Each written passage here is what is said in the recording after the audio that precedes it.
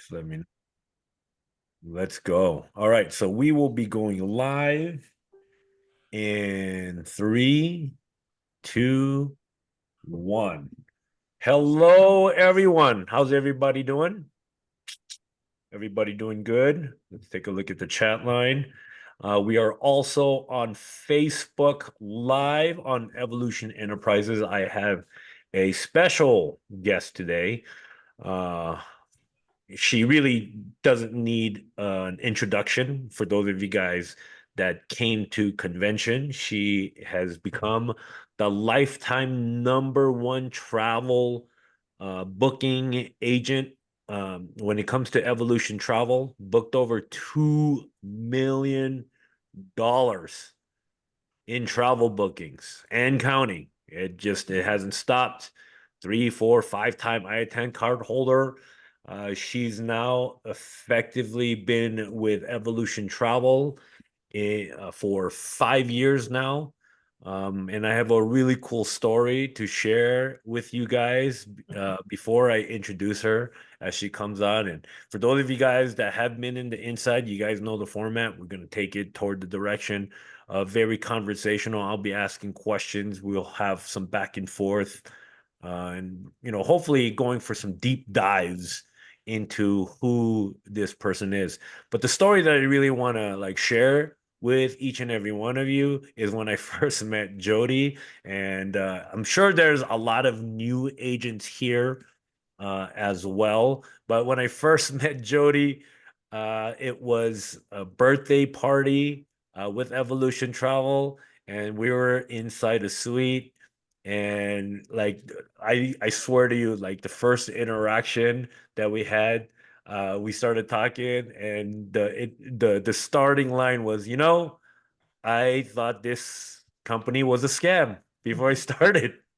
And I was like, get out of here. I did not know that. Share more. Yep, I sure did. I felt that this was a scam, but what's the worst that can happen? Talked it over with my husband, and we figured, why not? Let's give it a certain amount of time. And what's the worst that could possibly happen? Let's just give it a go. And fast forward. All right. There's a lot of in between along the way, of course. But fast forward, look where she is today. Booked over $2 million in travel bookings. Truly a superstar in her own right. She truly loves her team. If you're following her on her socials, you'll see that she's doing fam trips and doing all these cool things with her and her team. So it's really cool. And, I'm blessed to have her here on an episode of The Inside. It's kind of like get to know who Jodi Whoriskey is. So without further ado, let me go ahead and introduce our new guest. What's up, Jodi? Hello there. Sorry, my dog has been sleeping the whole time and now he's awake. Yeah. So he's going to be part of this. Um, Hello there. Yes, I thought it was a scam, but you forgot to say whose call I was on when I thought it was a scam. Yeah. That would be Which Miss was Nikki which was Lee. which was my wife. Yes, Yeah. yes. Oh, so what part of that? Like, was it Nikki's personality or It may have been a little like she was very, she was a very happy person. yeah, Um, I don't know. I just didn't trust something off the internet. There was just a lot of things. It was just a right. lot of red flags at first for me. Sure. I researched and you're right. I said to Joe, I was like, okay, over the course of a year, I have to give it a year if I'm going to do this. It would cost this much. But if I start and is a scam or anything, I'll just stop. Right. And 2 months later, COVID shut the world down, but I kept going. So, Yeah, isn't that interesting? mhm. You wrote this thing through COVID. So I started 2 months before COVID shut the world down. I was doing this part time while I worked a full time job. And 6 weeks into it, my boss did something else. The whole reason I started looking was because I loved what I did. I worked at a nonprofit and I loved it. And a new boss came in and challenged my integrity. And How? What did he do? Like oh, how was your integrity challenge? um, wanted me to do things that you shouldn't do in business, much less one that works with kids who've had a parent die. So she ended up closing. She came in and closed a 22-year-old business a year later when it was 23 years old. So she just did a lot of things that I did not feel comfortable with. And so anyway, I How decided long were you with them? 4.5, 5, almost 5 years. Okay. And Joe actually is the one who talked me into quitting. He said, "You're a hard worker, work hard for yourself." Yeah. And so she did something else in February and he said, "Quit." I'm like, "I cannot quit a salary job for commission only. You're out of your mind." And he's like, Just "You're a hard curious, what worker." if you don't mind me asking, like how good was the salary that you walked away from? It was good for a nonprofit. Let's put it that way. I mean, shoot, I was making, when I was a poker dealer, I made around 42K a year. I had no shame. I mean, you walked away from that. Was it like Yeah. six-figure kind of No, salary? it was less than six Okay. figures. Actually, I haven't made six figures until I was here. But and Joe Like makes around good money. 60K, I 50K? don't go over.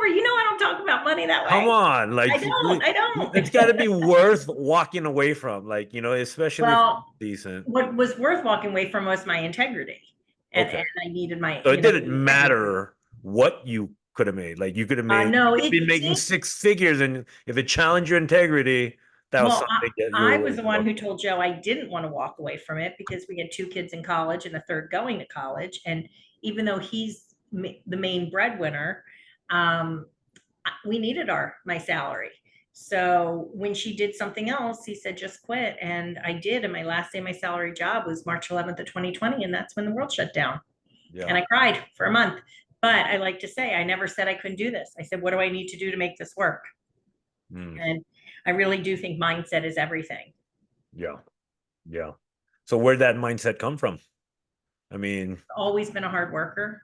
uh-huh. And it's just, I don't give up. I don't give up. Yeah, that's, you That, know, that came, the work ethic came from my dad.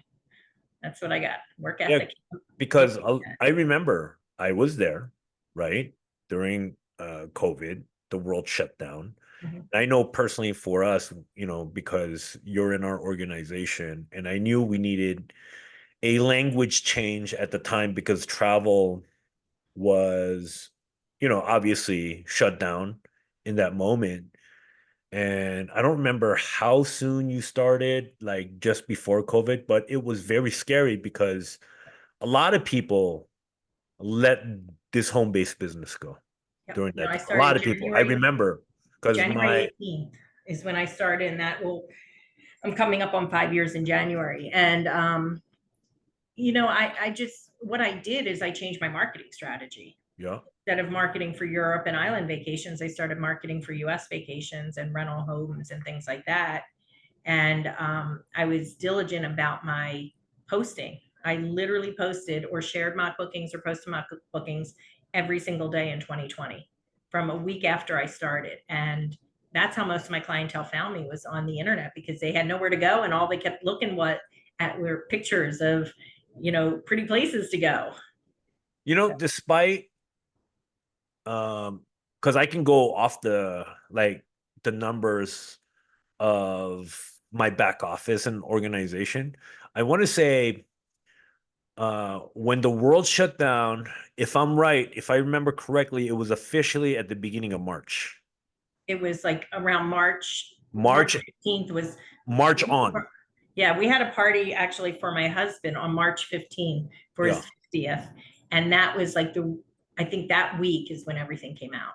right. So that was when the world shut down. And I remember March and April were like the worst Hmm. months Hmm. because that's when everything was just like panic, chaos, boredom.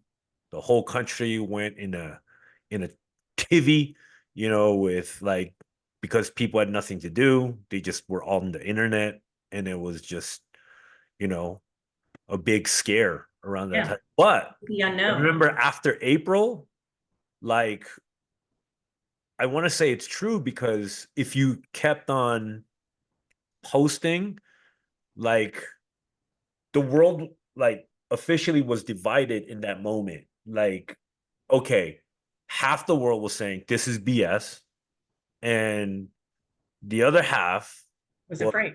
was afraid. No, this isn't BS. Yeah. Let's stay 6 feet away or whatever and follow all the protocols. So, in a lot of ways, you were able to flourish with the 50% of the people who were calling it BS Yeah. because And you were still throwing mock bookings and everything. I only did not book for a month, mid-March to mid-April. From mid-April on, I was booking. I mean, I didn't do great in 2020, I'm not going to lie, but Yeah, I set up enough of my clientele that in 2021, about 60% of my clientele were people I didn't know who just found me on the internet. yeah, yeah. That's dope. So when so you were still continuing to get business. Like you Yes. in that moment, like you were able to generate business during COVID. Yes. Not a ton. I mean, I wasn't making big bucks, but yes, I was still generating business. I booked Florida and Arizona resorts, and I also booked vacation rental homes.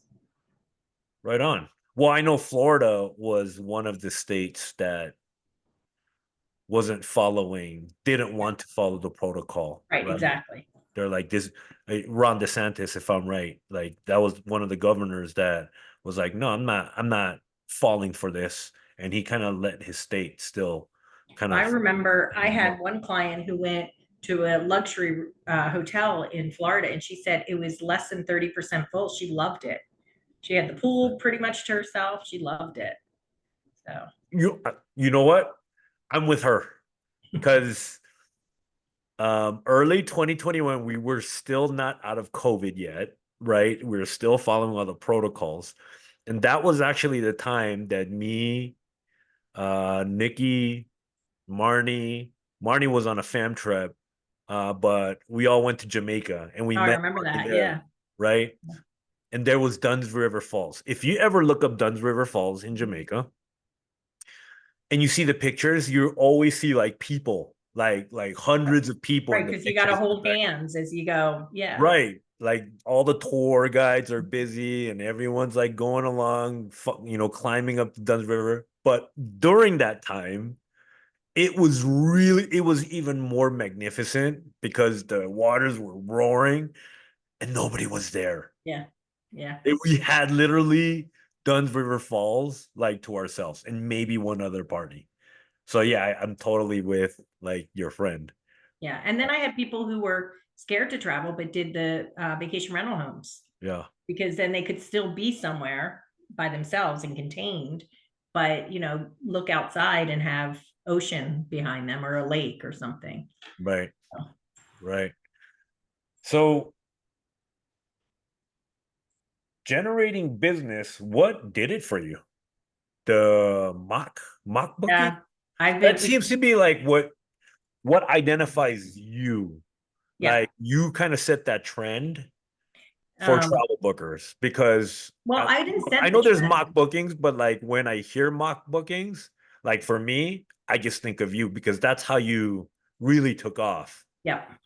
Yeah. And And it maybe doesn't you work can for expand on mock bookings and bookings how that works. because you want to learn how to book travel. Well, like I think because we have a lot of new agents here, Yeah. No, no, no. just the idea that you took off with that specifically on mock bookings, because right, you're the lifetime number one travel booker. You've booked over $2 million.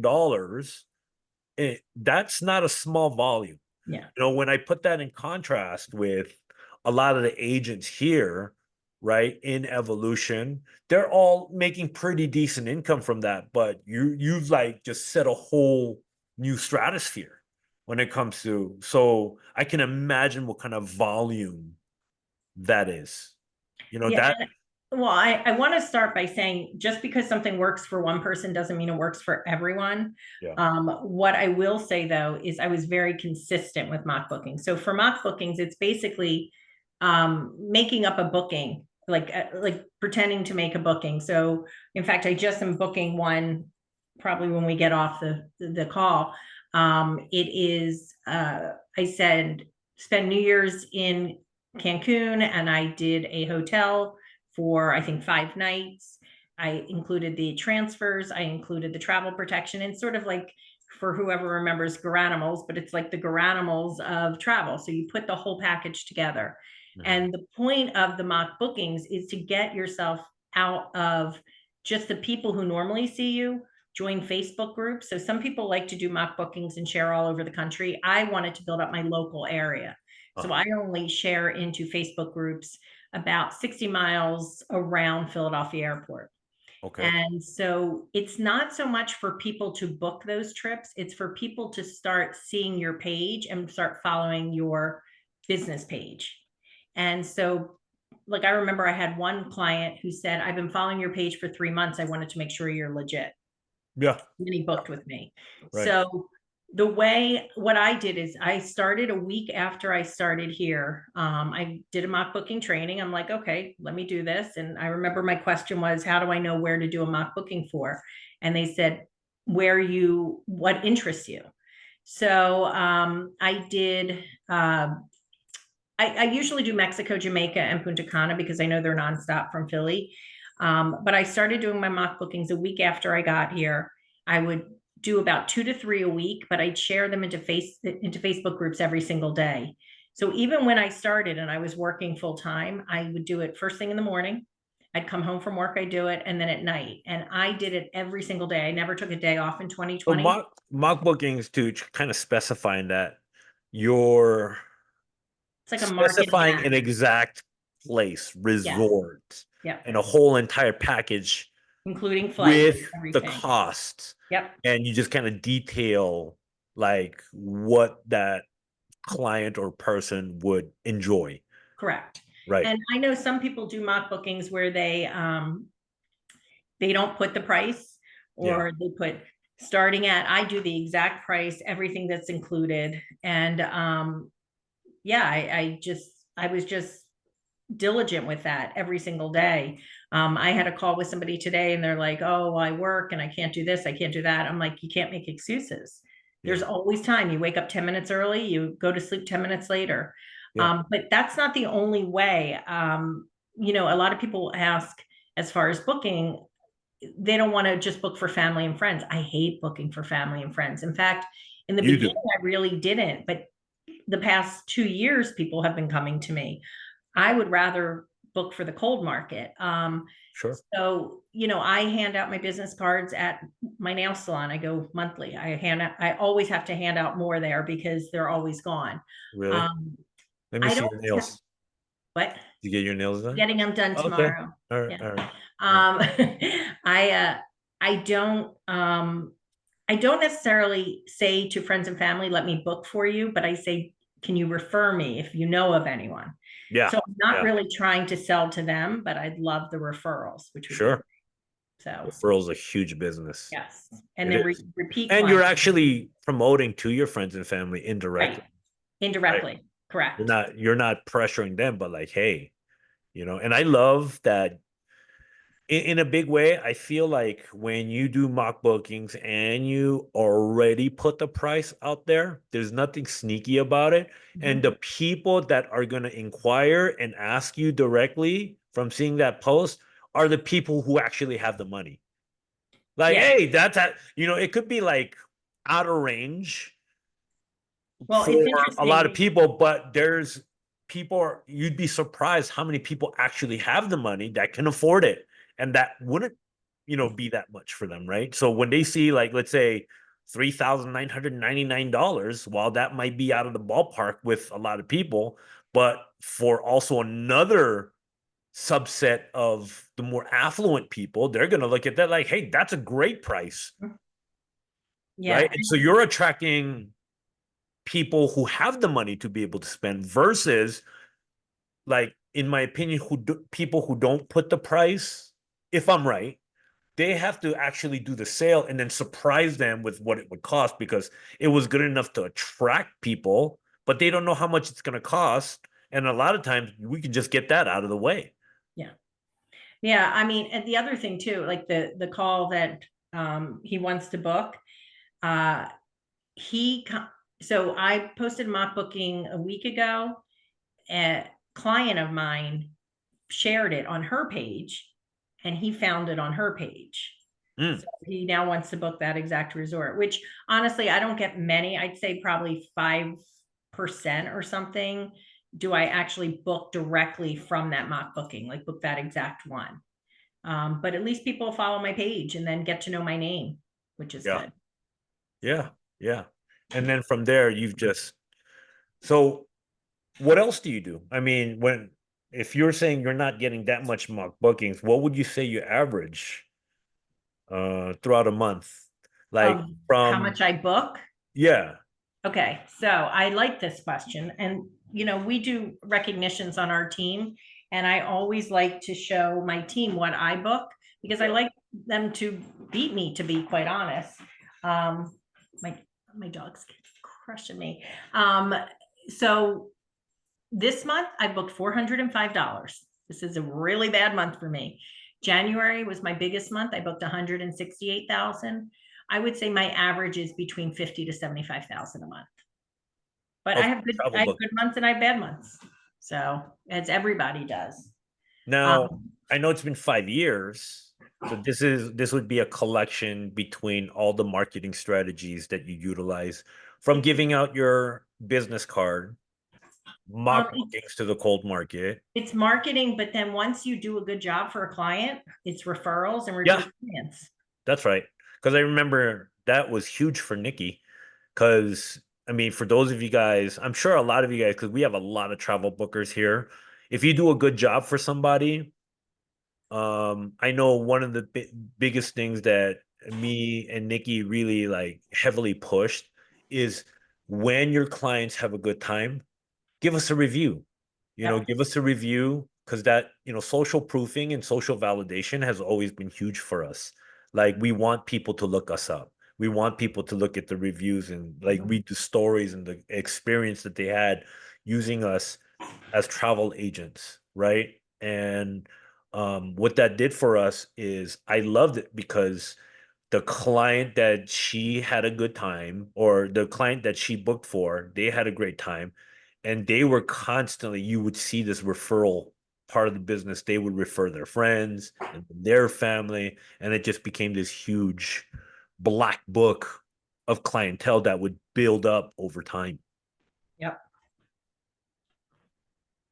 Yeah, it's sorry. I'm so sorry. I was gonna put him out, but he was asleep. Go Um, so I think the thing too is to if we do a really good job for our clients, they'll want to come back, they want to refer us. Um, and I think that's what I pride myself on. And whenever somebody comes back from a trip, I will always send a feedback form, and on that form I will put on there my links. So my link for my Google review, my link Yeah. for my travel leaders review, and my Facebook. So that way I ask them every single time, all they have to do is click on the link and write a review. Yeah, So you I'm make it easy easy for for them, them. right? Yep, Yeah, you make it because exactly. people don't even want to do the work. So if you make it easy, here, just tap it, just write a few words. Yep, exactly. Yeah. Yep. So yeah. That's, I mean, that I don't do anything, like I don't do expos. Um, I have gotten back into networking because my husband wants to possibly retire next year. So I got to build up my business a little bit more. So I stopped networking for about a year because I was too busy. And so I decided I'll start networking again. Networking doesn't have to be groups where you pay a lot. It can be, you can find groups in your local area that I go twice a month to one networking group and I pay just for my lunch. Another networking group, it's $5 a month. Another one is free happy hour, or not free happy hour, it's happy hour. You pay for your drinks. And because I keep going to these, a lot of people are referring me on Facebook as well. Like when somebody's like, I'm looking for a travel agent, and it'll tag me. Sure, sure. So you started your business page 5 years ago. Are you still using that business page? Yeah, all the time. I use it. I do post. I do, if a client writes a review but doesn't post it on Facebook, because sometimes it's tricky there, I will post it myself. I use Branch Up, and I do some postings from Branch Up. I do postings from Rallyo, I which is think what is branch up? So the people who don't it's know. branchup.com, where they do for travel agents, they do posts. Uh-huh. What I do is every Sunday I go into Branch Up and I go into Rallyo, which is for um, Royal Caribbean, Silver Seas, and uh, celebrity cruise lines. They also do postings as well. So I go in every Sunday and I pick and choose what I want posted. I change when they're going to post it because I don't want it posted when every other travel agent's posting theirs. And I also make it, I'll edit it. I'll put in my information on there, like a call to action. So I do that. So that's all on my business page, both on LinkedIn as well as on Facebook. Right on. So that's your okay. So from branch up. So there's a lot of things that you're actually doing. Yeah. And And it's always, as I've always heard, stay in phase one. Because if you stop doing the posts or the marketing or the networking or something, you can see that your business can decline. So always yeah, stay in phase one and keep doing these things. right, right. And I want to say like it's helped you and your team out tremendously too. I love Because my team. huh? I love my team. We've got a great Yeah. team. Well, what I mean by that is because of exactly what you're talking about and what you just said. And I want to highlight that is that you're always in phase one, which then you lead by example and you set the standard that you're still doing it today, Mhm. right? You don't just like sit back and chill while everyone else is trying to do it. Like some people will sit back, especially people with larger organizations, like crack the whip on like other people. But rather, what you say is staying in phase one is in fact still continuing to produce yourself and setting that example Yeah, for and I still get on trainings. That's a big thing. I see a lot of people who've been in the business for years not on trainings, and I'm like, why? You can always learn something. So I still, what I tell my new agents is jump on 3 to 5 Q and A's a week if you can, or a training or something like that. I still do to this day. I'm on a minimum 3 to 5 trainings a week yeah, because I always learn something. right. So how like with you setting the example, who are some of like your heaviest travel booking hitters in your team that's Oh, really it changes each month. So Tina Sparaza beat me in January last month. I think she had, I want to say 90,000. No, not January. January, I won. I think it may have been February. One of those months she won. I want to say she had like 70 or 90,000, something like that. But this past month, Alicia Hicks had over 100,000. wow. So yeah, and I love that we celebrate them every month on our calls. Anybody who books a lot. Yeah. So we um so our teams, so I'm a 1 star platinum. I started team building 30 days after being here because I thought it was a scam, and it's not. Other people are looking for something like this too, so I started team building. Yeah. We really push on our team teaching how to book travel, because if you book travel, if they book travel, they will wait for their commissions, they will keep getting commissions, and you'll retain your agents. Yeah. While retaining your agents, people will see what they're doing and be like, how can I do that? And then all of a sudden we have some team builders. So our team stresses more of the travel booking than the team building, but we do train on both. Yeah. Um, but we have a rule on our team: no negativity in the chats. That's a good rule. It We've only had to get rid of one person, maybe two people through the years, two Yeah. people. Because if you're negative, negativity breeds negativity, but more importantly, we need to empower one another. And so I think our team is very good at doing that. We also do every Wednesday, starting at 3 Pacific time, ending, I don't know because I'm off the call by then, but I think it can end sometimes at like 10 or 11 Pacific time. We do Wind Down Wednesday, where we just jump on. As we can't go to a happy hour on a Friday. Like, we're not in an office. So that's our happy hour. And we just hang out on Zoom for hours. So Wow. yes, So that could just turn into a conversation about anything and everything yes. And from some days it's from quieter. Some dogs days, to how like the kids don't listen and yeah. And what anything. did I get? I got was it our anniversary? Or was it my birthday? They did a thing, they did a video like the Brady Bunch and did something for me that, but I'm never on that late. You know me, I'm not a late night person, but I get on almost every Wednesday for a bit. So it's great because it's a way for other people on the team to get to know everyone. Sure. So A place of camaraderie yeah, where people can really like, just get to know people yeah. as Yeah. So people yeah, we who they started it really are. once every few months as a happy hour, like 1 hour. Then we started doing, I think, once a month, and then we changed it from happy hour to wind down Wednesday because it's not an hour. So it's every single Wednesday we do it. Yeah. Yeah. And then you get brand new agents that could jump in there, just kind of Hmm. see who everybody is. Yep. Yep.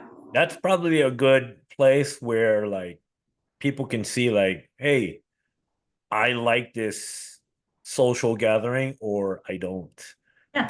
They could be I could just think of this like proverbial like dance room where people who want to dance on the dance floor they'll dance and then you'll see the people who are standing on the wall with their drinks they don't say anything, so I imagine it's kind of a little bit Yeah. like I mean, I have we people that are definitely, going in there, people who don't want to say nothing, they're just kind of yep. feeling it out, seeing what the And what we situation is. do is if we get somebody new on the call, we will always say where you're from, who's your mentor, and try and get them to talk a little bit. But yeah, it's up to everybody whether they want to talk or not talk. So Sure, sure. Would you like call people out like, hey, John, we haven't met you yet. Like, how's on the your call, yeah, day? yeah, Yeah, yeah, absolutely. right, right. Just kind of get everybody to feel a Yep, little bit included yep, like that. exactly. Right on. Right on. I love that. So now, like, you're a one-star platinum. You did start team building, and I think that was great that you guys emphasize uh, travel booking first. And I'm with that. Like, you want, I'm with you. Like, I wouldn't recommend anybody team building unless they actually apply the main thing Right. And if they to want what to we're team known for. build, we are there for them, but we just don't push it as much. We Yeah. push the bookings much more. Yeah. Well, you want them to be successful travel agents, Yeah. right? Yep. That's the idea. Like, hey, you came in here with the pretense that you're going to be a travel agent. Let's get you, doing travel agent stuff. Let's get you making money through being a travel agent. And Mhm. I think that is the way to go for me because when you actually do travel booking, you know what you're actually doing, right? And you come from a place of experience. Excuse me. You come from a place of experience because you've actually made commission. Now you can call yourself a travel agent because you've helped people out to go enjoy themselves on a business vacation or business thing or leisure travel for themselves, and now you come from a place of like sincerity and Yes. genuineness, right? Like I would never refer a restaurant that I've never been to if I've never tried their food, Right. right? And somebody asks me, uh where's a good Italian restaurant? um I wouldn't recommend Olive Garden. Sorry, I don't mean to offend any Olive Garden people. I'm just saying, like, that to me isn't like real Yeah. Italian food, right? So, like, I would genuinely recommend where I feel is where I enjoyed a meal. But there's nothing wrong with that either, because people could go to Olive Garden and be like, hey, this is great Italian food, Well, which and that's why I I have no started idea. doing the fam trips for our team. We're we're going to be doing our this will be our fourth one next month. And we bring anywhere from like 10 to 12, 13 agents. We started with Mexico and we did it because we're like, okay, we need to teach people how to do site visits, what to see some resorts, to see go on an excursion with a local tour guide, and things like that. And it really, I think, can help people's business by Yeah. doing that. So we did Mexico, we did Punta Cana, Jamaica, and now we're going back to Mexico again next month. So I Nice. love doing that part of it too. How often do you do those? So the first year we did two, last year and this year just one. Okay. Um, we're going to do a Virgin Voyages one next year, and we're also trying out Culture Holiday. So we're doing Vietnam next September. Shut the front door. Vietnam. Okay. Yeah. I love it, because I follow you. I see the things that you do, and I think it's incredible, like what you've been doing with you and your team. Like I see that. I see you guys go on these site visits, but what's really cool is that you're doing it with your organization, some Yeah. key members of your team, so that way they can get that experience and it puts them in a position to sell that whatever place better. Yeah. Yeah. Well, one thing I do want to point out is how I said this month I have $405 in bookings. I have pretty much nothing. And I've been as high, my highest was 168. You're gonna have ups and downs. Everybody is with the bookings. And it definitely is a mindset thing. If you're gonna say, well, I'm not doing well, I can't do this, you're not gonna be able to do it. Bottom line. But if you say, okay, like for me, this is a slow month. Okay, so I went to a couple more networking events. Like I know I need to do a little more to bring in the business, but I also know that, people just got back from their summer trip Yeah. and it's before they're going to start booking their next trip. So I know that it'll be okay, but I don't want people thinking like, if you have a bad month that you're not good at it. You just have to keep at it and be consistent and have the right mindset. Yeah, that's right. I 100% agree with that. And I think to add on to that, I like to do what you call what have you done in the past to help, you know, give you that confidence and not negate like what you've already done.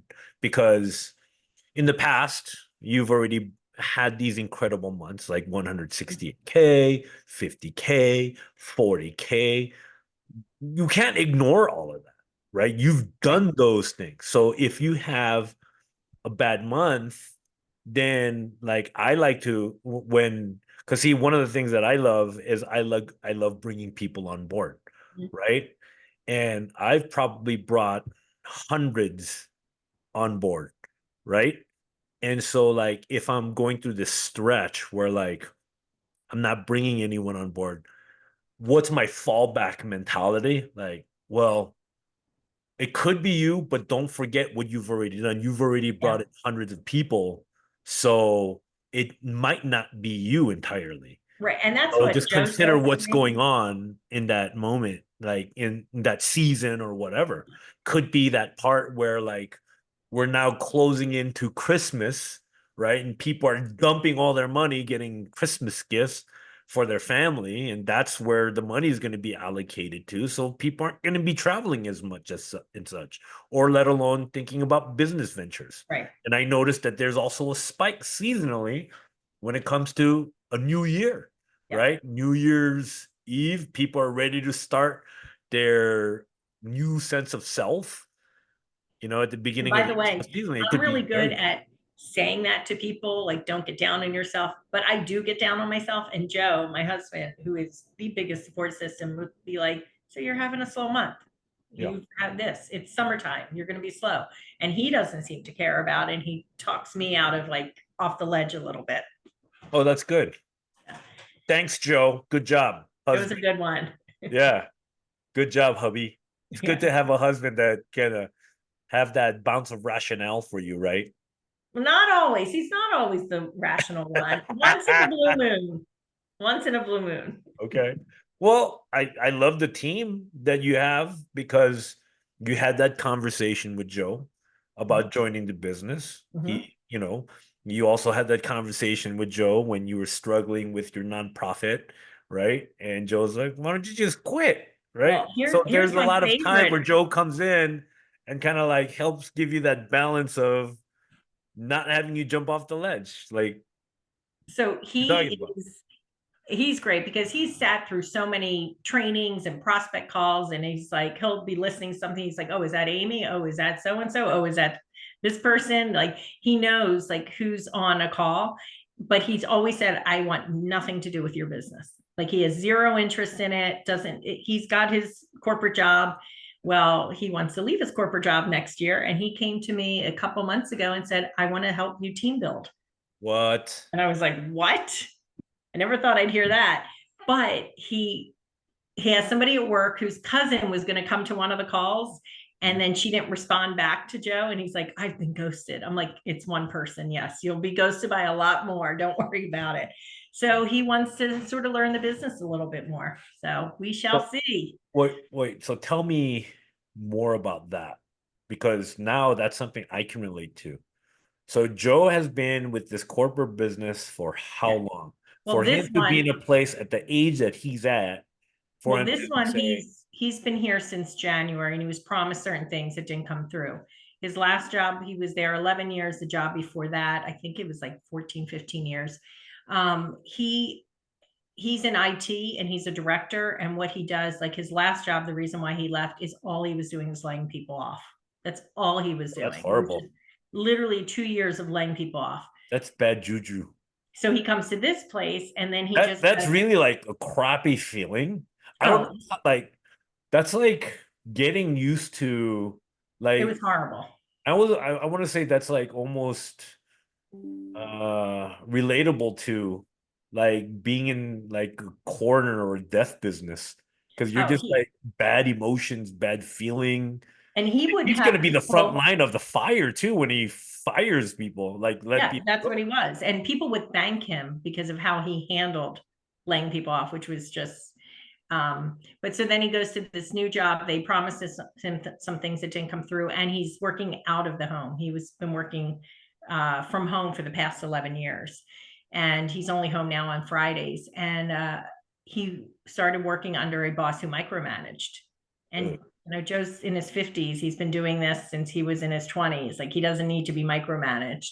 But And his manager is probably younger than him. That would I think he might be around the same age. But he did just find out yesterday because I guess they knew how Joe felt about it. He now has a new manager who he does like. So we'll see how this one goes. But I don't know. He's been talking about it. I said, if you're going to stop working, you're going to network, because I don't love to leave the house and network. I like to be at home in my yoga pants and hanging out. I said, I can book, you can go network for me. yeah. So we shall see. We'll see what next year brings. Yeah. Yeah. I But mean, he's always been a huge supporter. I mean, you've seen him at conventions, yeah. and I made some comment one day and I said, you'd support me no matter what I did. If I went and said, I'm going to quit this job and go work at Target, you'd support me. He's like, not Target. You'd spend too much money there. So no, I won't support you at You Target. never get ahead. Yeah. You'd be So, stocking the aisle and be like, yeah. "Oh, I need this. Mhm. I'm buying Yeah. it." Yeah. So I he think will that would be not my support problem me too. working there. Yeah. Right. Right. That's that's cool. Joe is, yeah, yeah. Because I was in the casino business, what, for 9 years. And what was crazy to me is me being there and then, being with my colleagues, and they've been there 20 plus years. Some even passed away, because they've been there for as long as they have. And when I decided to quit, um, it was crazy just to kind of see like everyone what Joe does to other people. Like because of COVID, they all got laid off. Mhm. Statistically, that could have been me too. Had I stayed there, I would have been laid off, and then I would have had to essentially start all over Yeah.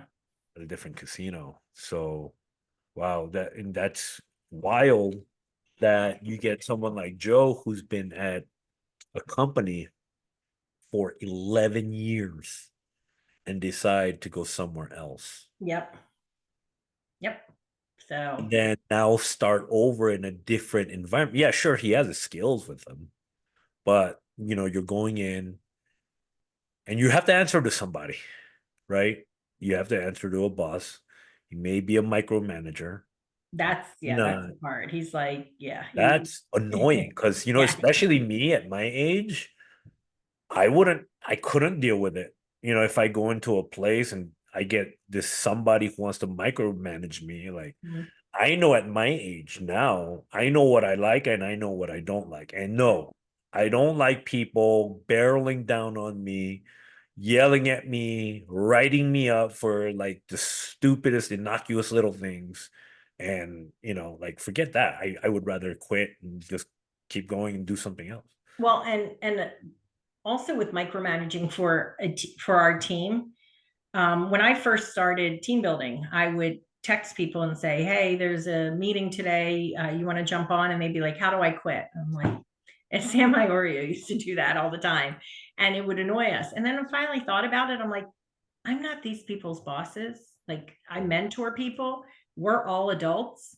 Yep. Every Friday, I send out my schedule with my one-on-ones and my new agent meetings, Mhm. and they can sign up for one. And I will help anybody who wants to help. Yeah. But I'm not here to hold anybody's hand. And I tell people that on my first call with new agents. I'm like, you're an adult. You know how to reach out. We also put everyone in a chat. So I actually tell my new agents, don't text me. Put it any questions in the chat. And the reason I do that is threefold. Number one, like if I'm traveling, I'm on a plane for 4 or 5 hours. They're waiting on my answer. Number Right. two, they might ask a question that I don't know the answer to. It might be a Disney question, a carnival question, something like that. Um, but we also learn from each other's questions. But what the thing is too is once you get them in those chats, it's sort of like it becomes a family. It becomes a, you get to know the coworkers and things like that because you're in the chat asking questions. And that's how a lot of us have gotten close as well, is from being in the chats. So, Yeah. but I do not micromanage, as I will not but I will help my agents, but I don't micromanage. Yeah, micromanagement has never been my thing either. Mhm. I hate it. I don't like it when people micromanage me, and I could only imagine what it would feel like if I did it to other Yeah, people, right. especially grown adults, right? Yep. Because, they're at an age, they don't need to be like, hey, don't go left, don't go right. Like, yo, here you are, like feeling like you're walking on eggshells, and you don't want to put people in that position. Right. And so, in that regard, it's making it very clear, look, I'm not going to do this work for you either. You're an adult. This is the stage. We'll provide you all the tools. We'll show you how to do it, but you got to also take the walk yourself too. Right. Exactly. Yeah. I always use that analogy where, um, like, I feel like us as leaders and me and Nicole in particular, like we went into this forest and there was no pathway created. So we're the ones with the machetes making all the mistakes, trying to aiming to get to the other side of this forest, right? Or whatever. And if you look back, like there's a pathway that has been created. And so after that, now you become tour guides where like you show other people the path Mhm. has already been paved. People need to put on their hiking shoes and still make the walk, right? So no matter what, even though that the path has been created, they still have to do the walk. And if you've never walked before, like that extensively, they're going to have to find the right hiking shoes.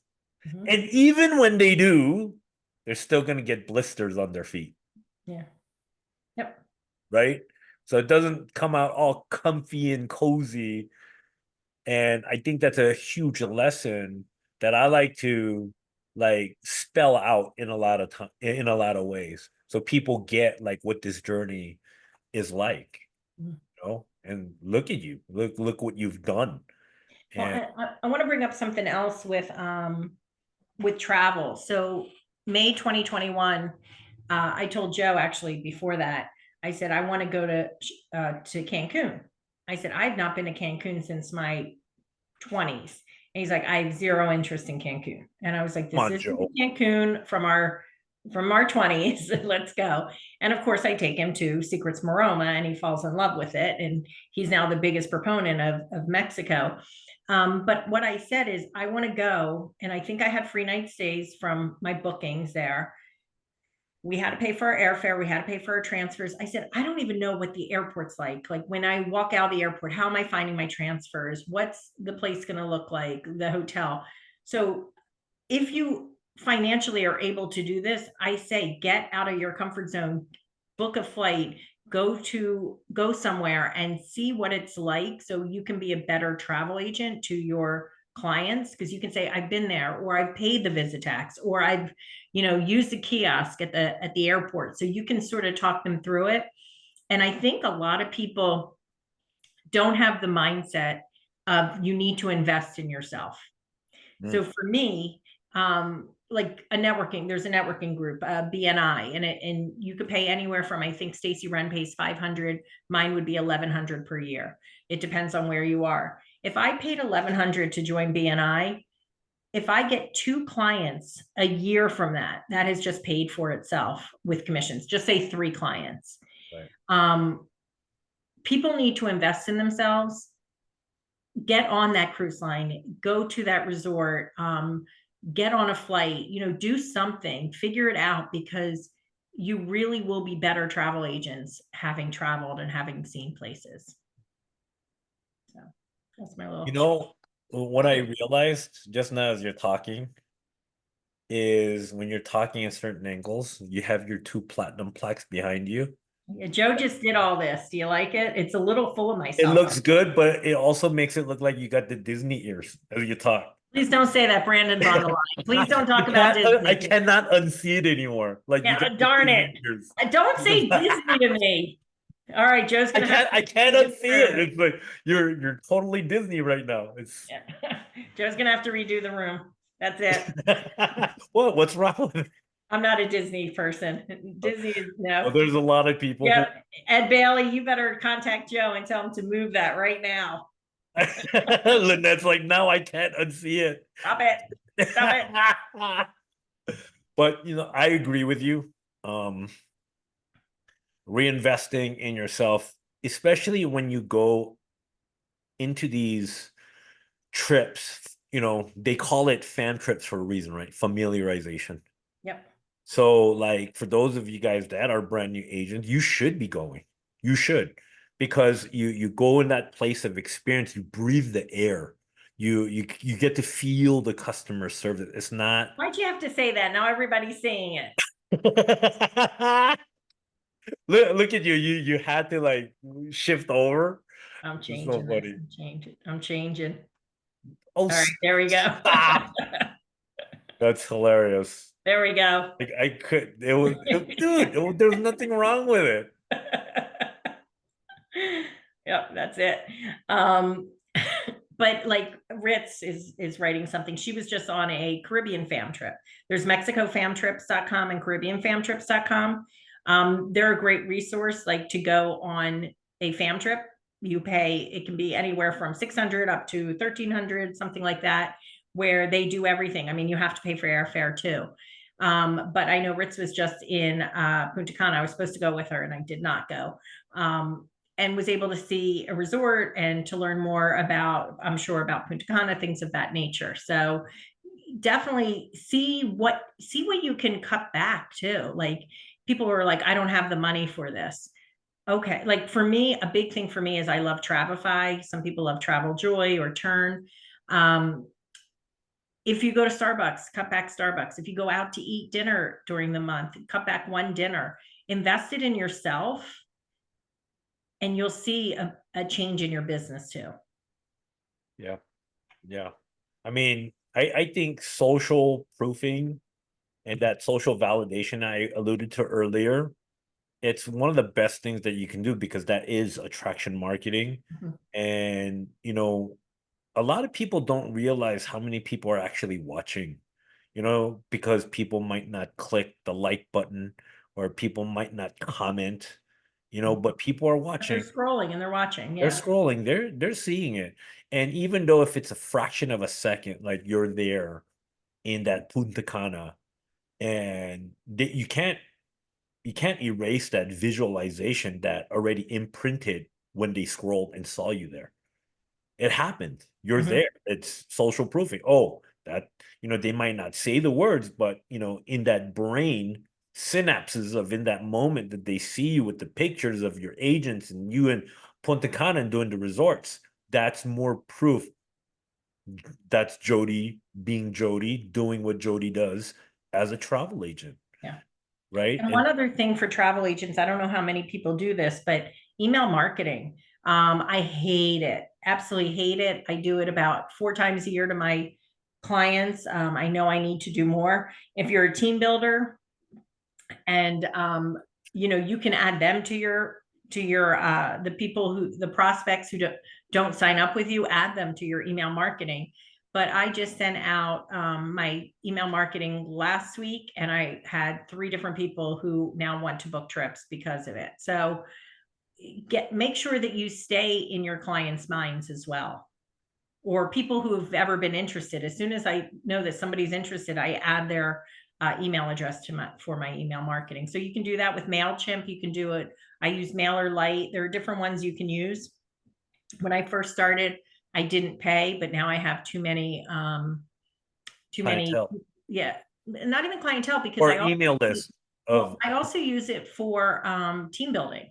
So oh, I add them to MailerLite, and then the next month, if they haven't been on a call, I will send something out. In fact, I just sent something out to people from about a year ago, and I had some people sign back up.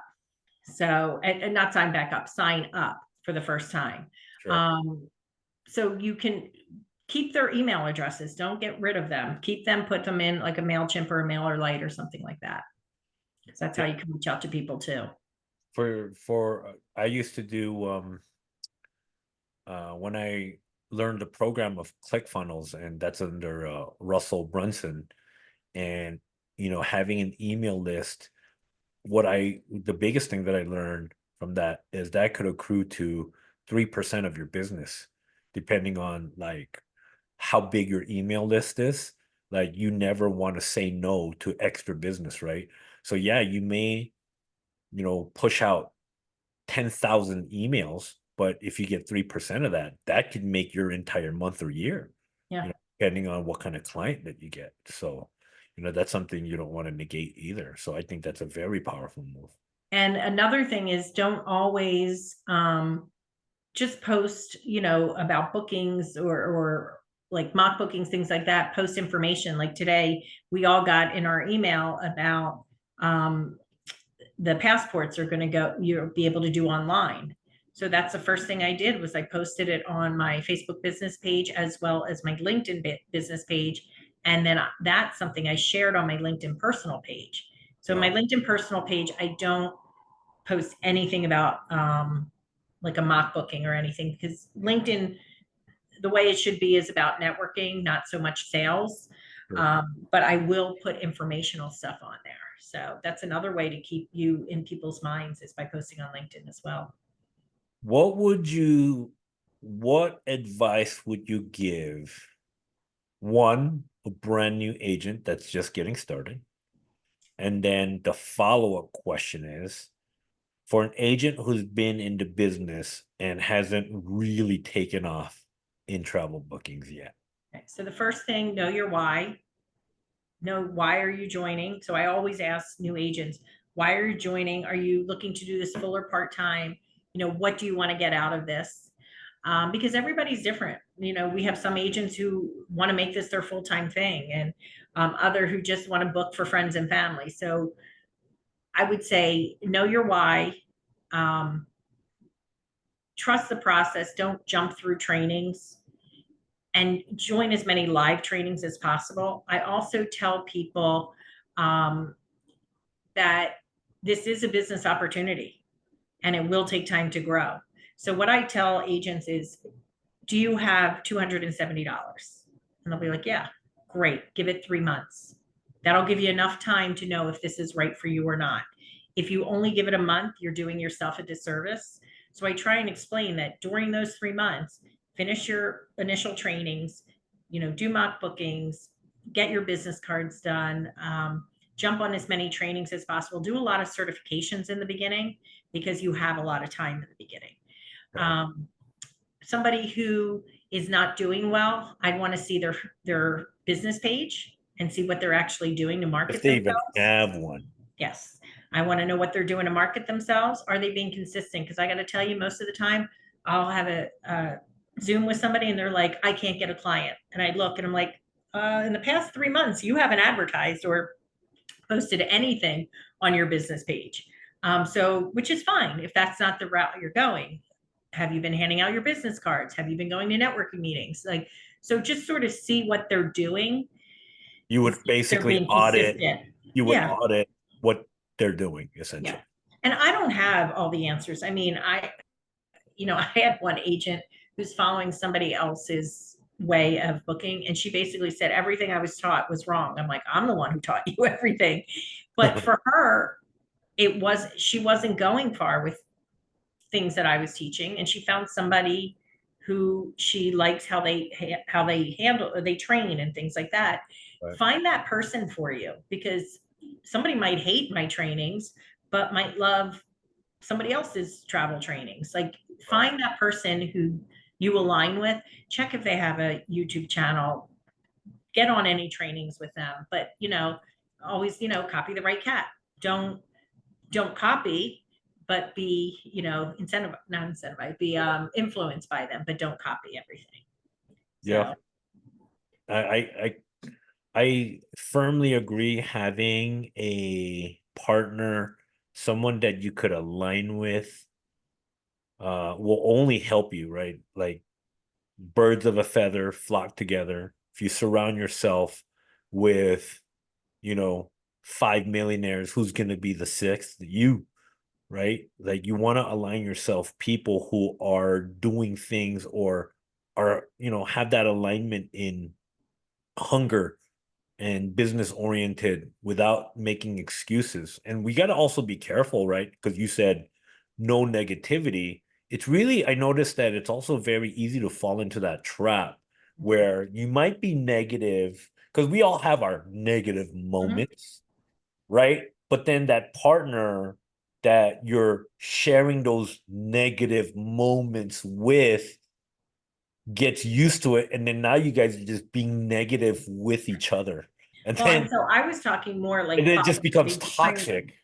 And a right, good right. partner is someone who says, hey, we need to cut that out. Yeah. Let's stop talking like that, because if you keep talking like that, it's just going to get worse for Yep. not only you, but it's going to get worse for me too. That's in my opinion a true like business partner, a friend. And we have to recognize, because there's a saying, misery loves company. So if Mhm. you're miserable and you find somebody that you can be miserable with, then you guys are just going to be miserable together, Yeah. right? And our team does have an accountability. I think there's also, through evolution, somebody has the accountability, but we do an accountability partner right in our team. If somebody's interested and we say, are you interested in travel booking, with travel, team building, or both?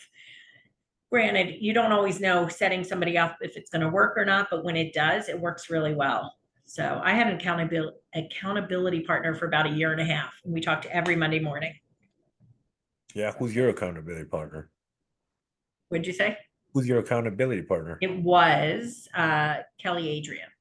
Okay. Yeah, yeah. So She's still with us? I'm not sure. She No. might be signed up, but I'm not sure she's doing anything. Okay. Yeah. Okay.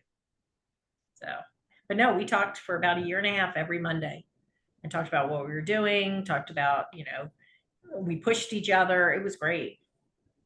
So who's like your partner now? I don't have a partner, Joe but being one of them. I know Joe's one of them. That's no, your I don't have an internal accountability partner, but I have accountability a partner. group of us on our team. There's probably maybe 10 of us that are in a chat together. And so sort of, So yeah, now but you I mean, guys kind of like work together. yeah. And I mean, if I'll call Jen Holzhauser, I can talk to, I still talk to Carolina Moore all the time, but yeah. I think in a lot of ways, because I'm used to, at my age, people coming in and out of my life. There could be like phases and periods where someone is really like intrinsically a major constituent into like that part of your life to help get you through that certain phase. But then I also notice that they might not be around forever, right? Like maybe they're going through some stuff and whatever you help them through. And, I sense like I always get this fluidity of people, and I always personally for myself maintain these relationships to the best of my ability. And I like to think I don't have any enemies because So sometimes I'm your enemy. Sometimes, Charles. I'm with the mentality that I like building bridges rather than burning them. Yeah, And I don't feel like we always get along in just general, because people are going to be people, right. and it's okay that But you when also have certain people that you can talk to about certain things as well. right, Like you might not go to this person to talk about this, but you could go to this person and talk about it. right, and playing into people's strengths too. Yeah, you know how does that person serve you best? And there's a lot of times where, believe it or not, where I really need like big brother good advice, I'll call the founder in a lot of ways, like, and certain things, even as a man, because I know he always will shoot me straight. And I'm not here to always get the yes, you're doing everything. right. I want to be told like, hey, no, you're not going in the best direction. Let's pivot and go this way. So another thing our team does, and I probably do it 2 to 3 times a year, is send out a survey on what people think about their mentors. Mm, Um, and powerful. I will ask at the bottom, do you want this anonymous or not? And if they do want an anonymous, I will give feedback to the mentors that some people feel this way. Now, granted, as team builders, we're never going to make everybody 100% happy. But if you see a pattern of certain things that keep happening with the same mentor, you Yeah. can say, hey, and one of the things I'll bring up one thing is I had to talk to some people on the team, and myself included, that some people said that they didn't feel that comfortable at one point asking questions. And I said, guys, we have to remember what it was like to be new. And sometimes you forget that when you're answering the same question over and over and over again. So I will bring that feedback back to the team builders, because I think that can only make us better. Yeah. So I like doing that for the team too. It's good and bad, I guess I should say.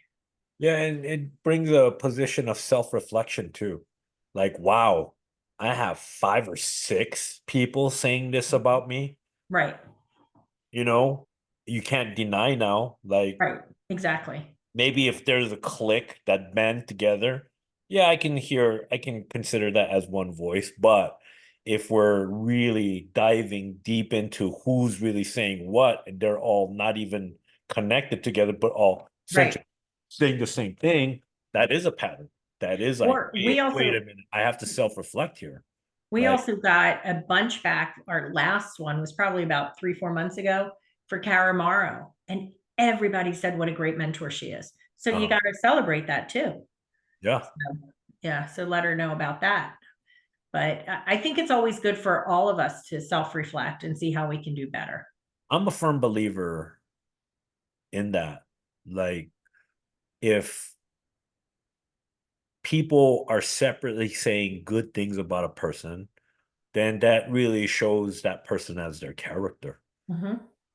right? Adversely, same thing if people are saying negative things Yeah. about that person. And those are coaching moments too for that individual, and because we are in a people business, I feel that self-reflection is is critical, for us to be better. And we are oftentimes our worst enemy and our own worst critic, Mhm. but it also needs to be heard too, and told like if we are doing something that's not ideal, right? You called me that, I mean, you called me and, you gave Yeah. me some helpful criticism, constructive, because, Yeah. I did the last team meeting and I didn't want to go in with everything involved. And you said, this one was a little bit more centrally focused one way and you're not putting attention on the other. And how did I receive it? I said, thank you for bringing it to my attention. That's good. Yeah, no, no. Uh, And in fact, Joe was there because we were away, and he said, yeah, Charles handled that call great. Yeah. yeah. Yeah. No, I don't. And I didn't come I don't think I came in a rude way of saying it either. I've been rude to you other times. I don't feel like I was rude that time. You've even given me like the middle finger emoji on a couple of Yeah. Uh-huh. occasions. I may have said my favorite word to you once in a while too. But that comes to show like we're people, right? Give me 1 second. These guys are solicitors. Tell them to go away.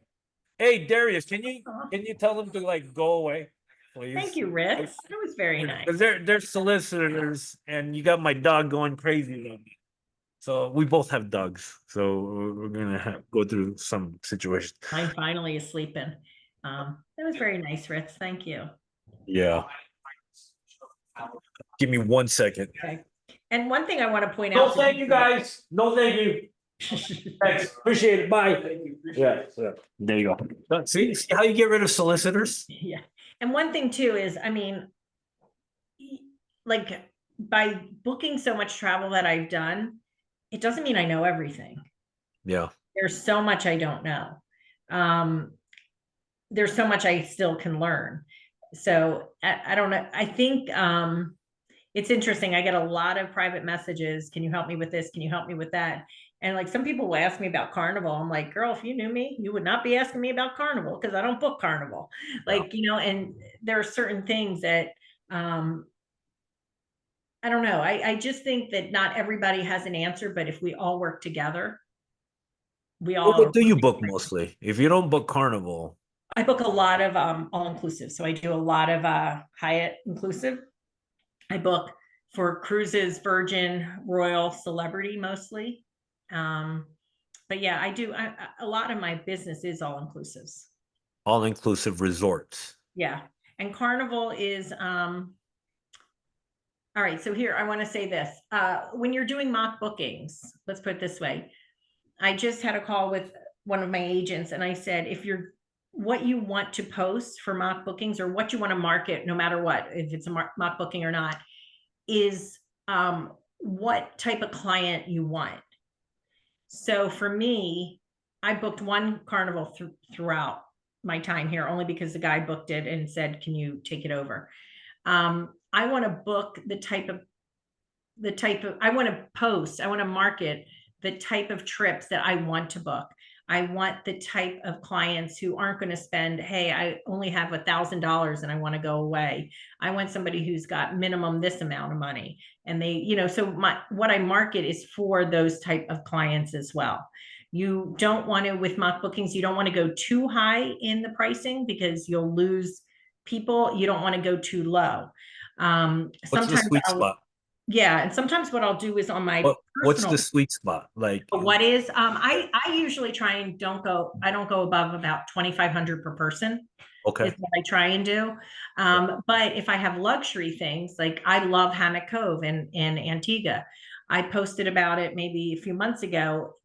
I think it was like I think it was a $10,000 trip for two people, but I posted it on my page, but I didn't market that into other pages because if I market that to other Facebook groups, people would be like, why would I pay this much? Because they don't understand that's luxury.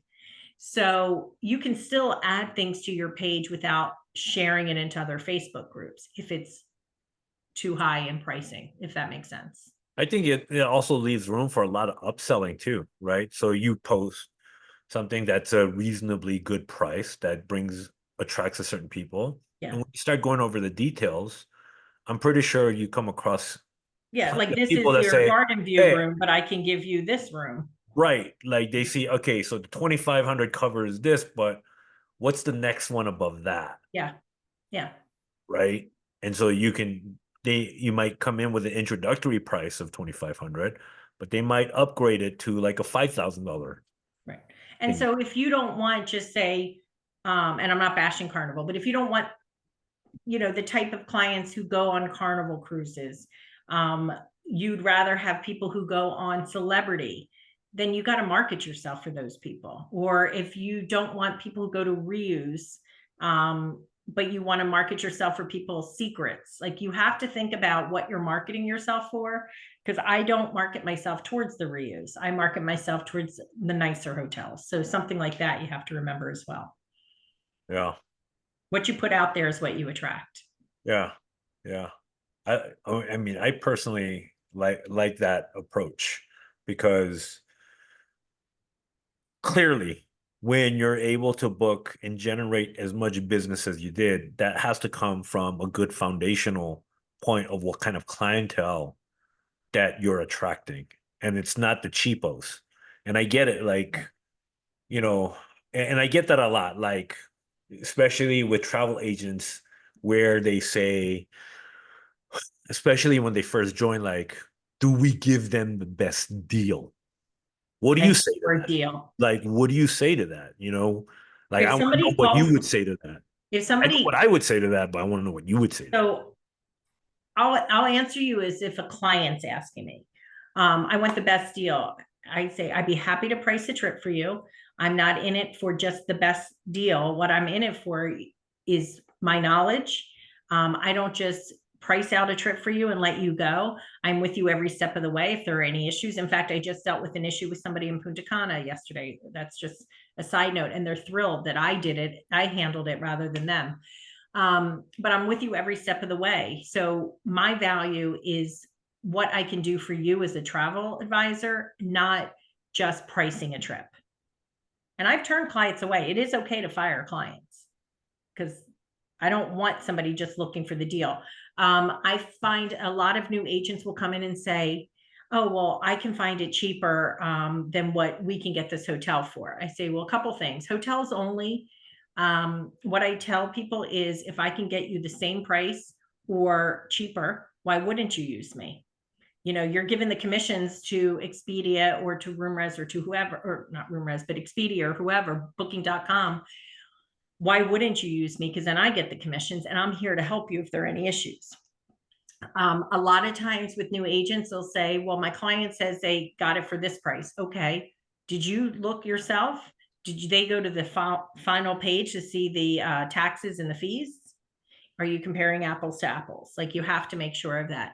And what I tell people, and I've And had, even go all the, I remember Nikki, saying that go all the way to checkout. right, Because people exactly. see that initial Yep, like exactly. price introductory, but then all the taxes and fees haven't been Yep, included until they hit that checkout yep. button, and then bam, And like, honestly, when agents oh, say to me, well, I can't beat the prices of my friends and family, what they're finding. And I'm like, I would not have booked as much money or booked as much as I have if I couldn't beat people's pricing. yeah, I wouldn't have. There's a reason why I book so much is because we can. And we will teach you how to, look at different vendors for something. I mean, I book most of mine through ALG, but I will always look at Pleasant Holidays and Vacation Express. So you have to look at the different vendors and see where the best pricing is. sure, sure. I want to circle back to when you said, and you talk to a lot of new agents where you say, "Do you have $270?" Mhm. I think that's very powerful because everyone's instantaneously kind of have it in their mind on a month to month, right? Like, oh, I gotta make everything happen in this month, Mhm. and they're not leaving any room for growth or actual learning because learning takes a bit of time. Well, the first And month there's is a supposed learning to be curve. learning. Yeah. Yeah. So that's why I say if you only give it a month, you're doing yourself a disservice. Right. So why not give yourself at least 90 days? Yeah. If you have $270 to invest, that is for you to take a realistic amount of time to learn what it is that we do, Yeah.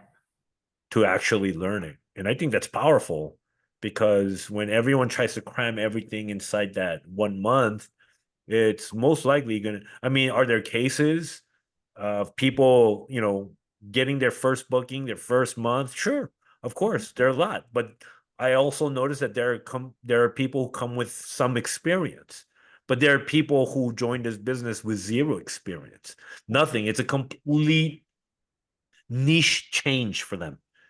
Like it's a whole different industry that they're used to. So that you want to allot yourself that time to learn too. And I think 90 days is a great length of time for people to actually get what it is that we do.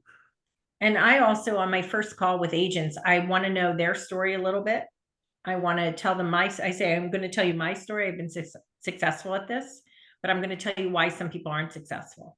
So I tell them how I started, what I did with the mock bookings, with jumping on trainings, things of that nature.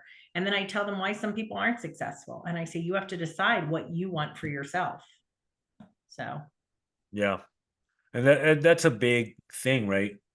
To ask yourself that question.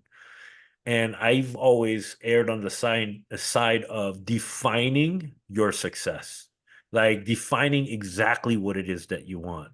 Because a lot of times when we come for additional income or supplemental income, we kind of have this vague idea. It's just this foggy idea of like improvement in our life. But what is it specifically that improves your life? Like how much would you need to make to get you that happy sweet spot? yeah. You know, uh, And I do that actually too. I offered last year goals yeah, for 2024. And I said, if you want to talk to me finance, let's talk finance. It's if they felt comfortable. And I would talk to them about, okay, this is what you want to make. This is what you need to do. sure. So yeah, Well, we're closing in because I know you got to take off. I don't. I'm going to an exotica training tonight. Okay. So with that said, we're gonna close this out at in a few minutes. Any like last words that you might want to just kind of throw in there for people who are listening? Because we're on Facebook Live, obviously, as well as people who are online as we I speak. think don't let the voices get to you of other people. Figure out what you want to do. Believe in yourself. I know a lot of people don't have the support like I do with Joe, or the support of friends, family, things of that nature. So I think too many people listen to the negative, or you can't do this, or you won't be successful, or things of that nature. Don't listen to that. Figure out what you want and go for it. You mean the self-doubtful thoughts that we all go through Yes. Yes. as people, Yes. like the But not even self. You have people saying you're not going to be able to do this, or it's a scam, or there's so many travel agents, or why would you want to do this? And I think people sometimes listen to those outside voices and don't believe in themselves. yeah, yeah, yeah. Especially if they're the word I like to use is impressionable. Yeah. When they're A lot of people I noticed are very easily swayed.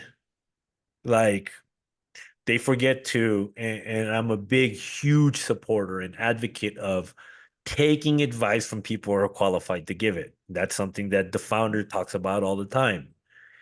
But we have like the circle of people, a lot of people have a circle of people that just seem to take advice from anyone who's willing to give it, and then they get swayed because they're not listening to the right people, right? Like, who are you? Especially when somebody says, why are you doing this? You'll never succeed, or you don't have what it takes. And the people outside, or even yourself, sometimes we have to say that to ourselves. Am I taking my own advice Right. where I got this demon telling me I don't have what it takes? You're going to suck, and you'll never get there. You'll never be like Jodi Whoriskey. You'll never be like Charles and Nikki Lee or whatever. And those thoughts enter our mind. And so, like, surrounding ourselves with the right energy and the people around us, I believe, is extremely important. And that's where I really like leaned on, because I don't have like that internal, like it used to be Nicole, right? And even with Nicole, I felt it was really important for us to listen to like millionaires and billionaires and what it took them to get to where they are. Learning the idea of making ourselves uncomfortable, getting comfortable in the uncomfortable, and if you want something bad enough, you got to be willing to lose sleep to get it. These are a lot of things that I personally didn't learn, right? But if we allow our natural, fear element take over, a lot of times it beats us. And to surround, but if you have a good support system, like you were talking about, like a Joe, or your own circle of people who work together with that positive voice, and eliminating the no negativity, not only within the group but within yourself too, right? And I also want to say one other thing I didn't touch on is boundaries. You Okay. have to have boundaries. I have boundaries with my agents. I have boundaries with my clients. I don't want calls at 10 at night from an agent saying, I need your help right now, when you could have asked me during the day. True. We need a better work life. I need a better work life balance. So for my clients, even, I have my hours on my Facebook business page. It's, 8 to 6, Monday through Wednesday, 8 to 5 Thursday, 8 to 3 Friday, and 9 to 12 on Saturday. They reach me outside those hours unless there is an issue. They reach me outside those hours. Might not be that I won't respond to them, but I'm going to schedule it for the next day to send out an email. Yeah. Um, have boundaries, guys, because once you start letting those boundaries go, people can walk all over you too, as Yeah, well. and you get burnt out too. Yeah.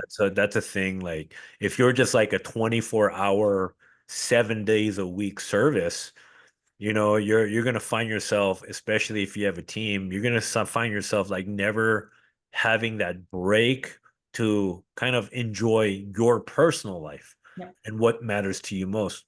The And one, that's why I tell my agents another reason to use a chat. I go, I'm not your nighttime person. At 8 a.m., I will answer any question, but you ask a question at night, that's Monica Manini because she lives in Hawaii. That is not me. So yeah, she will answer questions in our chat at night. right. But like you have a team that aren't in your time zone, that Yeah. are a little bit more night owls, that are more involved in the more later times of the day where they can answer those questions, Right.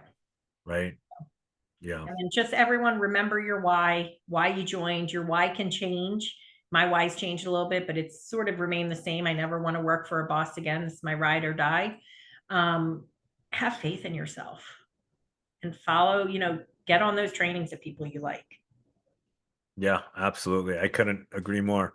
And just to add on like the whole boundaries thing, understanding that you can set aside time for yourself. I'm a believer like in don't be a slave to XYZ. Make it a slave to you. Like for instance, I'm going to use my phone as an example. Do you know, like in my phone, like all the major things, including my email, I have all the notifications turned off. I don't want my phone dinging and forcing me to look at my phone every time. I would rather look at it when I'm ready to look at it versus if it's dinging, it raises my curiosity constantly, whether it be email, your food notifications, your news notifications. It's just bananas. And you won't ever catch a break. So having that kind of understanding, that boundary, like what Jodi said, like from 6 p.m. on in her time zone, she's off the clock, Yep. And so like for me, like I'll tell you what my boundaries were, especially with the way me and Nicole did things. We were a little bit more accessible from Monday through Saturday, right? We would be available for everyone Monday through Saturday, no matter what time of the night if we're awake. But on Sundays, that would be my day. Like, Yeah, but would guys, you be available for people at 8 a.m.? That's my question. I would if I was awake. Yeah, You know what I mean? exactly. If I was awake, I'm just letting you know. If I'm awake, I will answer. But if you send me any text, you will always get a text back. If you call me, I'll call you back. It might not be at the time that you want me answering the phone, but I will call you back. So, I mean, I was always transparent on, look, this is the time I'm up and moving.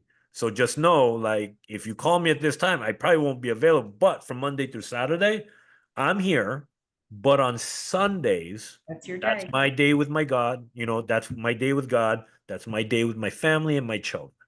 So don't mess with that. Look, if God made the world in 6 days and rested on the seventh, hey, I want to follow that playbook. That was kind of like my attitude. But why I did that is because, look, if you work 7 days a week, you're working 300, you're working 30 days a month, 31 days a month, 31 days x 12, you're working 365 days a year. Dude, you're going to get burnt out. Mhm. If you don't have that breaks in between of what you say about boundaries, you're never gonna be like, oh, kick your feet up.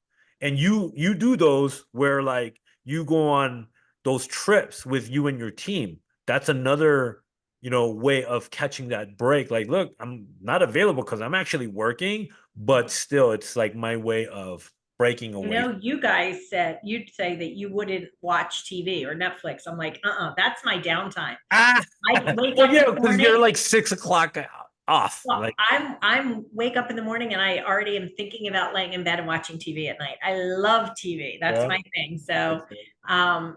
but yeah, but I still, I mean, the boundaries is something I had to work on because my work life balance was not good. So I've got to work on that all the time. Yeah. I mean, as long as you have boundaries, right? Like you've already figured out what your Yeah. boundaries are. So you can enjoy a little bit of your personal Yeah. life. That's what I'm talking about. Like that work balance where at night, look, I'm tuning out, I'm watching TV because that's the thing that you love. Yeah. Like for us, we were aiming to build something grand, and we just knew like, well, I use the Elon Musk mentality. If you're willing to put in 120-hour work weeks, you'll get done in 3 months or 4 months that most people will take 10 or 11 months to get done. So that was kind of like my approach in the beginning, but now like look how it paid off is what I'm saying. So I was I willing to lose sleep. Another thing I need to learn is work smarter, not harder. I think I definitely work harder, not smarter. So that's another thing I need to work on for me. That's okay. Yeah. That's okay. But when you work harder, you're also setting a good example for people who understand in order for them to get to like a $2 million, that's also why your work harder has gotten you to that $2 million marker. And that's, the fruits of the labor that you're putting in, right? So listen, we're 4 minutes past the mark because I know you got to go somewhere. You said you got to be somewhere at 2 or whatever. So, guys, that is the inside with Thank you. Jodi Whoriskey. I hope like you guys got a lot of information, just getting like a really deep dive into the unique individuals in this business that are really succeeding in this business, in their own right. And it's my objective to, like pour into everyone in this business because you never know who you're going to listen to and just have that aha moment like, wow, this person was able to do it. And you might find relatability with that person that, oftentimes when I bring a guest on, like I am that person and you don't know who that person is going to be. So I really like this approach. And hopefully, as I continue to bring on new guests and different individuals, you'll find that relatability with that person and get those nuggets that you seek in this business. So, with that said, thank you, Jodi. I'm gonna so you can be released, so you can go Okay. All to right. your thing. So thank you again for Thanks, coming Charles. to the inside and really sharing your inside, your life, your mind, who the true characters inside your life was. I think this was really helpful for a lot of people, and giving them the idea on how to get to where they want to be, like you, to get to where you are. So, with that said, guys, thank you for joining. And as always, I'll see you guys in the next one. For those of you guys that have been watching on Facebook Live, drop in a comment. For those of you guys that are here, drop a comment on the Facebook Live. That would really help us out to get more algorithm engagement with the people who didn't get to watch the Facebook Live video. So, with that said, thank you again, guys, for coming. And I'll see you guys on the next one. Have a great rest of your week. And it was payday withdrawal day today. So it was Yeah. super awesome. All right, guys, have a blessed one. I'll see you, Jodi. Thanks for All right, coming. thanks. Bye.